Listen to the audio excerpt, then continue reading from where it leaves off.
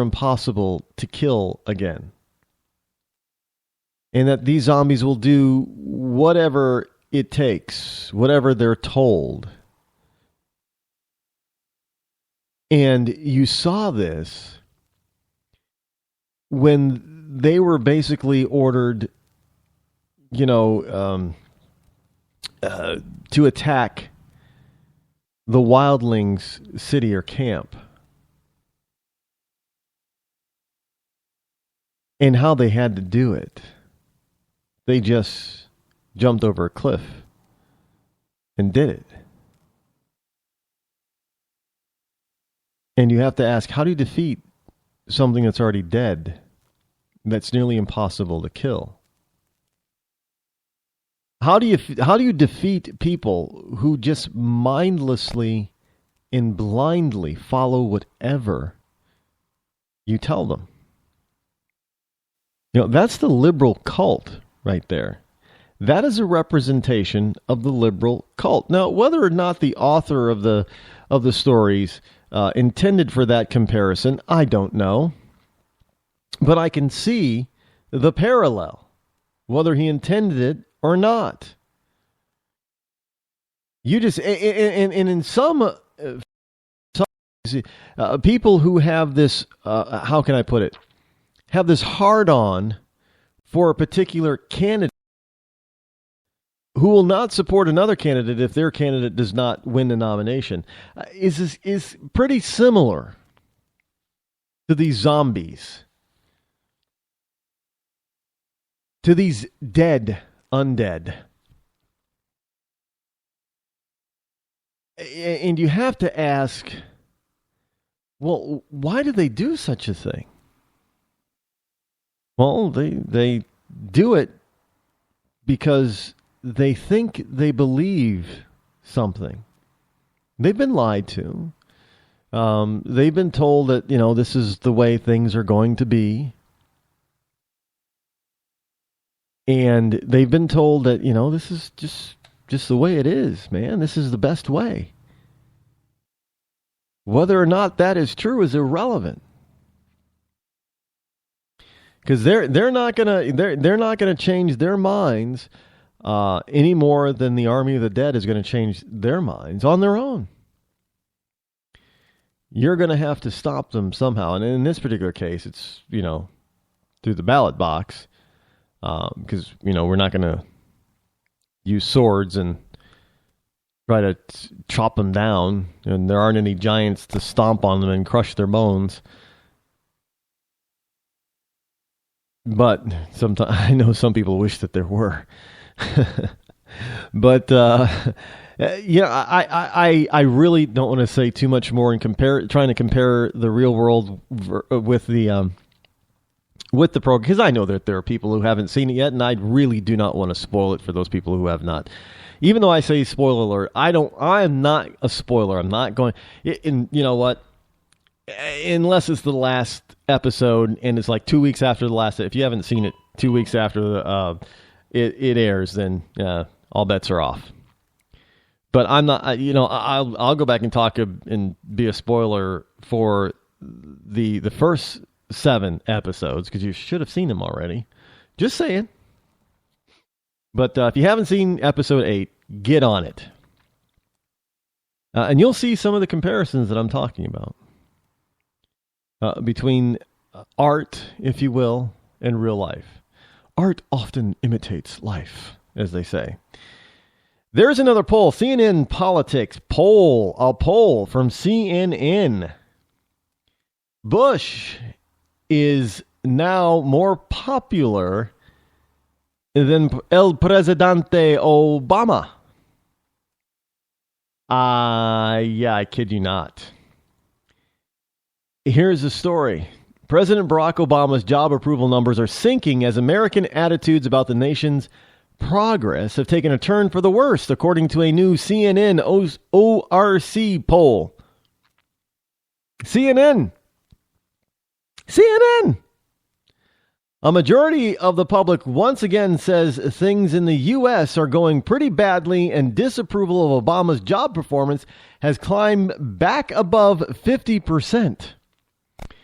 The reality is it never really fell below, his disapproval rating never really fell below 50% once it was over. And so now they're, seeing people like, liberals are like CNN are trying to cover their collective arses, if you will. Because, hey, winter's coming for them too. According to the poll, in fact, former President George W. Bush is more popular than Obama right now. According to the poll, 52% of adults had a favorable impression, of George W. Bush, and a 43% unfavorable view. Now, when Bush left office in 2009, only about a third of Americans said that they had a positive opinion of him.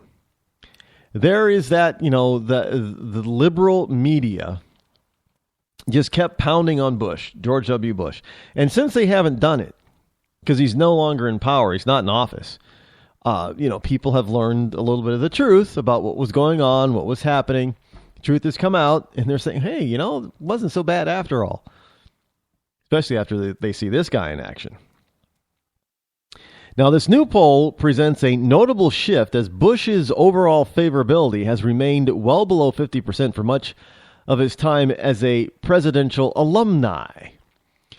Overall, 47% say things in the country are going well. 52% say they are going badly. That's a reversal from March of this year when 53% said things were going well, the highest share to say so during Obama's presidency.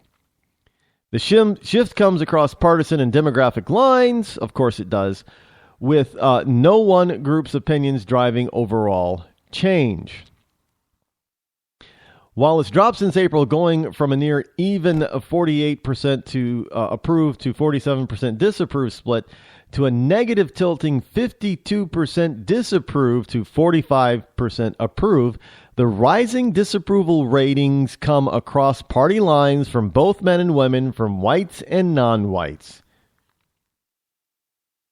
And the economy continues to be the public's top issue, with 22% choosing it as the most important out of the 8 that were tested. Fewer consider it the top issue now than it did last fall, however, when 30% called it the top problem.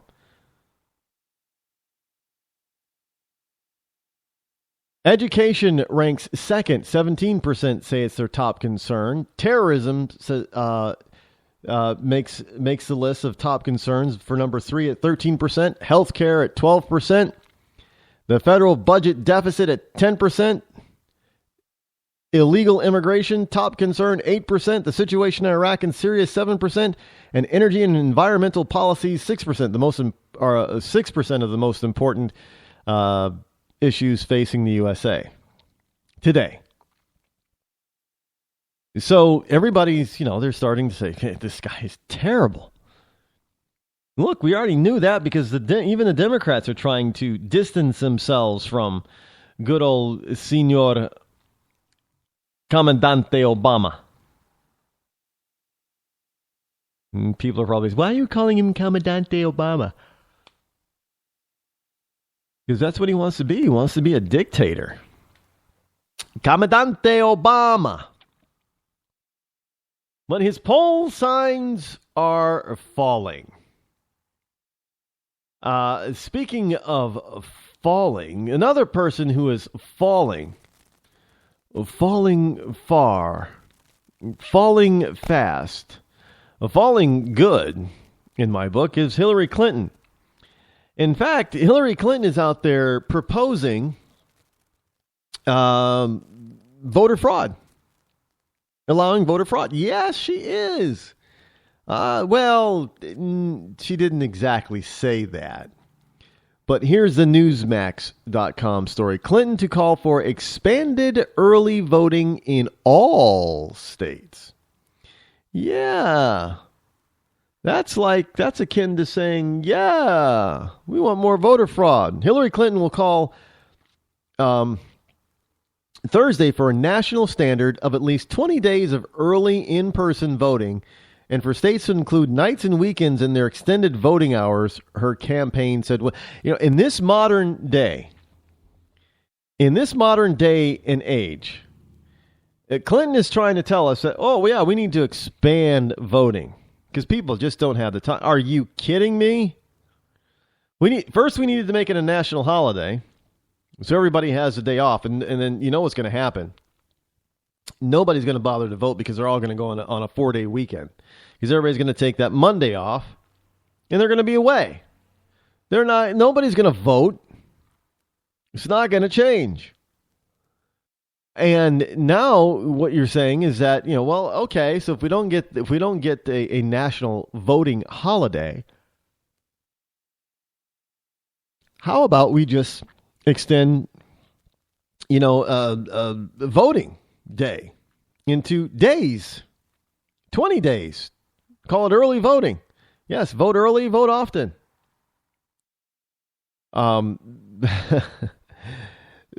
Because it'll be so easy for people to get out there and vote if they could vote over a 20-day period. 20 days. You realize that's 3 weeks.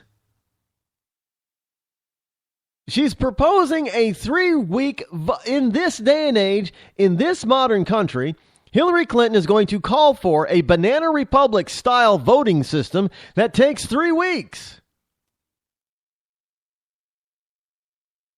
I'm all for voting for, it being 3 hours. Come on, with today's technology, with today's fast cars, with today's, you can spread it out where you're voting at, the polls. It doesn't take long to do it. You can do it on your lunch hour if you really wanted to in most places. I mean, we don't need more day because all that's going to do is just allow for more voter fraud. And we know that the vast majority and bulk of the fraud is going to come from and be in favor of the Democratic Party and that side of the political aisle, plain and simple. Now, Clinton will also call on Congress to act quickly to reverse a 2013 Supreme Court ruling allowing 9 southern states to change their voting laws without federal approval, and for the adoption of recommendations put forward last year by President Obama's bipartisan commission on election administration. Oh, yeah, let's just make it a little bit more difficult for people to become a candidate. That's all we were wanting to do here. And then, of course, if you lessen the candidate pool, well, then you're going to lessen the competition. Then you get more of the people that you, as far as being in power, want. Now, Clinton and other Democrats argue that Republicans are trying to make it harder for minorities to vote since they're more likely to cast ballots for Democrats. I don't know how you're making it more difficult for a minority to vote. Minority has the same opportunity to vote as a non-minority. Whether they vote for a Democrat or Republican doesn't make any difference. I don't know how it's making it, hey, you got to show ID. Oh, that's going to make it very difficult for minorities to vote, for them to show ID. No, bullshit. Yeah, I said it. It's not going to make it more difficult. More Democratic demagoguery in trying to prevent the people of this country from preventing as much possible voter fraud as they possibly can. So if you have ID, well, if you need ID in order to vote, that eliminates a lot of potential fraud right there. Got to prove who you are. It doesn't mean they can't get fake IDs, but you can. But vast majority of people aren't going to have fake IDs.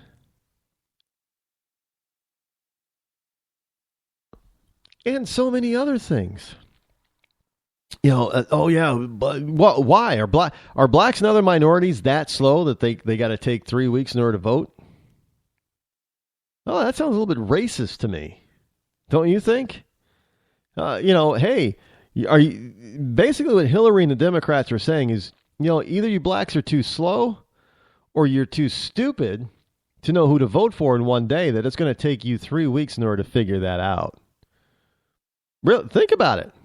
Republicans calling you that stupid? Nope, just Democrats.